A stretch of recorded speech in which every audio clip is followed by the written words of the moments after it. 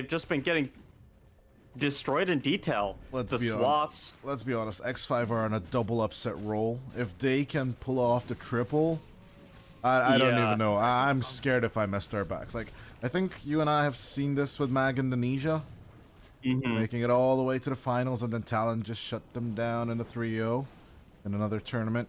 But it's an interesting question. Can it happen in South America as well? I mean, it's South America, Dota, you know, anything can happen.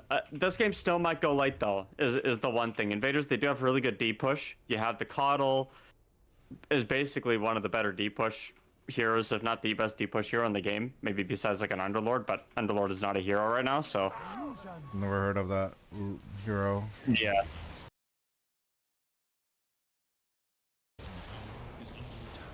Yeah, I think the last their defensive board as well. Last time we saw it was, like, in Berlin. Yeah, it's been a while. Kind of just one of the heroes that isn't fast enough, no mobility, can't do anything. You just have like an AoE root basically, and the global ult is nice, but its utility, if anything, you need a little bit more from your offlaners. Yeah, Offlaners now that we're seeing are, I don't think we really. I mean, the Tidehunter, obviously, it's Ravage. And they do have Ravage up. They're going to look to play around it in this bottom tower with the catapult, but I think this tower is going to get denied here. Their first objective, as the tower might not be denied. I don't know what Subus is doing there. Trying to get onto the catapult when clearly it was in deny range.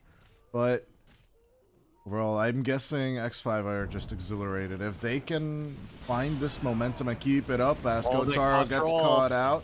The Toxin is there. The Flamebreaker pushes him back. Kotaro.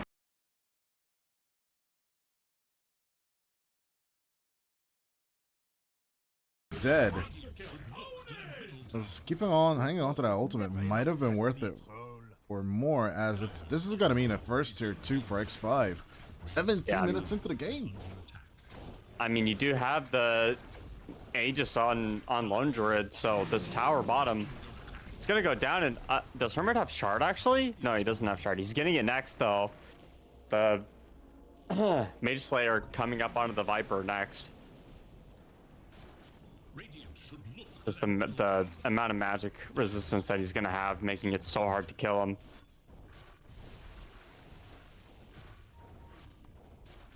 Radiant's middle tower is under attack. It's looking increasingly difficult for X5. You know, they're just going to group up as 5. They're even going to smoke up here. They might find a watermelon though. It's not really the best target. And with the cash, the Tide, as previously mentioned, he's gonna hide under the roll in the river as the swap back onto Slade, and it's gonna be 2 deaths. Another 2 taken by X5 right there. They're just zoning and styling now. I mean, X5 there is 5. They're living up to their name. But there's no X. There's no Kunkka. God. Sad is one way to put it. Where do you get your X if there's like 5 of you, but there's no X? I guess the X comes from The X Factor's friendship. I'm sure they've all had a relationship before, right? They're 5 ex-boyfriends. Damn. But if there are actually legit 7 evil X's, and those are actually spelled EX, not just simply X, right? That's fair. I think so, yeah. So there must be 5 of them, and the coach and the owner. Damn. Right? There's 7. There you go. And they all dated Ramona Flowers just to get into the Canadian lore. Right there. Yeah, there you go. There you go. I love that movie, by the way, but I love the books. Right. The comic books are great. Right, Brian Lee O'Malley is just so great at drawing that feel-ass smash. He's not that great at feeling the break and the kill. Yeah, I'm sure he wishes he was in a different movie. Sladen trying to find Sabas here, but the roll-up is just going to mean that... Oh, hell no. What? The blink misses? Oh, currently it looks like it, but the ring around the Rosie around the cliff is just real, as the swashbuckle and the crash will find the kill. I will say I have not... I don't think it's enough for much, but maybe one more high ground fight. But Invaders can muster after next stages get spawned. There's going to be a format, yeah. This is the kind of play that I would like to see from Invaders. You do know that Arms is top. He doesn't have Aegis anymore. This is definitely an opportunity here.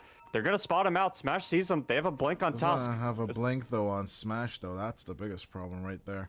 Going under that tower. Like Not a life they want it anyway. No, they can't. No.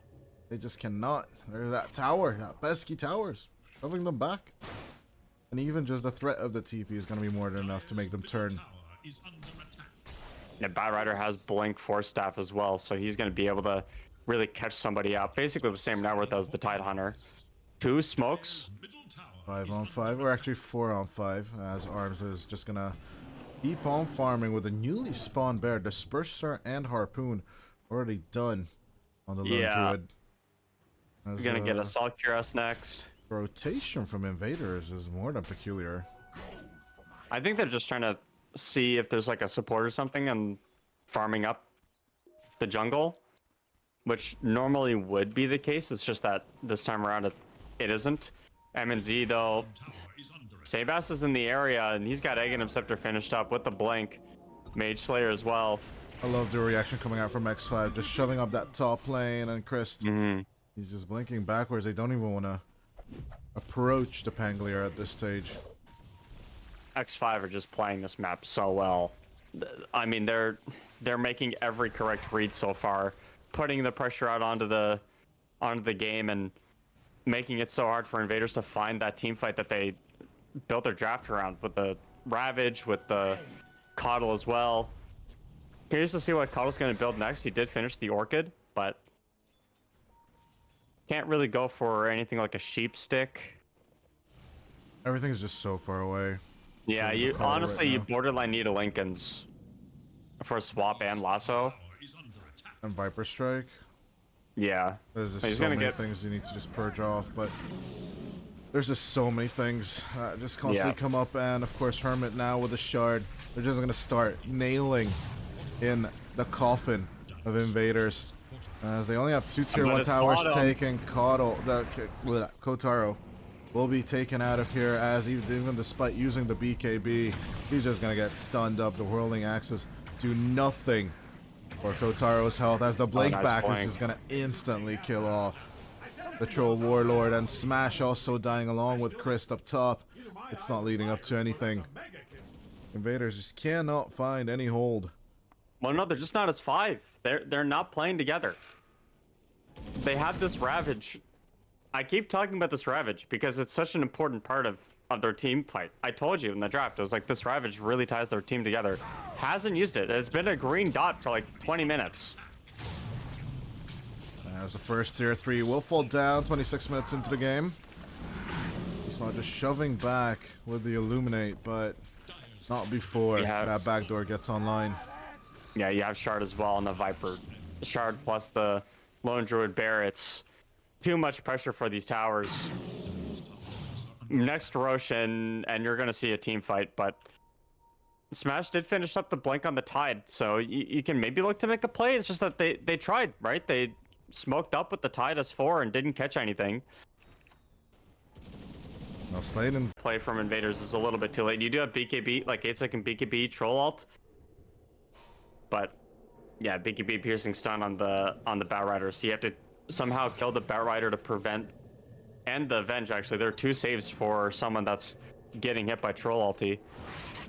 Do appreciate. He's gonna go for Aghanim Scepter next. Yeah, I do appreciate Kotaro's approach here, going for the Ags and getting that extra dispel. Yeah, that is absolutely worth it for the hero.